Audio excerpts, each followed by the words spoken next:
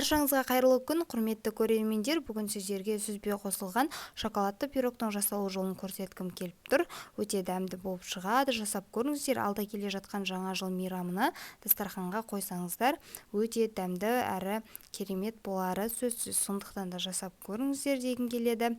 Балаларыңызға да ұнайды, шаймен ішкенге өте керемет болатын пирог. Жасалу жолын толық көріп алыңыздар, соңына дейін тамашалаңыздар. Мен арнама жазылушы болмасаңыз, жазылып, лайк басып, комментарий қалдыруды ұмытпаңыздар. Ең алдымен ыдысқа 3 жұмыртқаны 140 грамм қантты салып, жақсылап миксермен ағарғанша көпіртіп аламыз. Сүтті, сұйық майды құйып, тағы да бір араластырып алуымыз қажет болады. Содан соң міндетті түрде ұнды електен өткізіп қосамыз. Пирогтың күшті болып көтерілуі үшін бұл процесс маңызды. Какаоны да дәл солай електен өткізіп қосамыз. 30 грамм какао және де қопсытқышты салдым. 10 грамм қопсытқыш бар менде. Және барлығын миксермен алдына жаймен, содан кейін жақсылап араластырып бір келкі массаға келтіріп аламыз. Содан соң противенге салып, осылай жайып шығамыз. Тесто осылай бірден жайылып, әдемі болып қалу керек.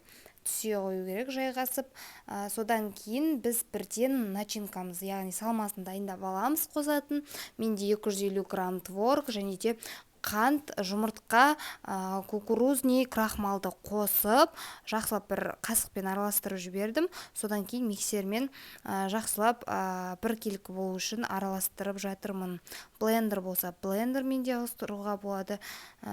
Содан кейін менде творог құрғақ болғандықтан мен бір қасық қаймақ қосып жатырмын.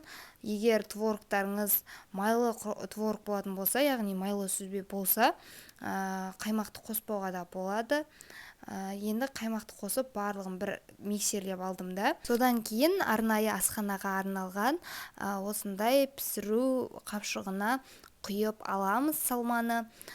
Содан соң пирогтың бетіне қапшықтың шетін кесіп, бас жағын пирогтың бетіне видеода көрсетілгендей етіп істеп шығамыз осылай.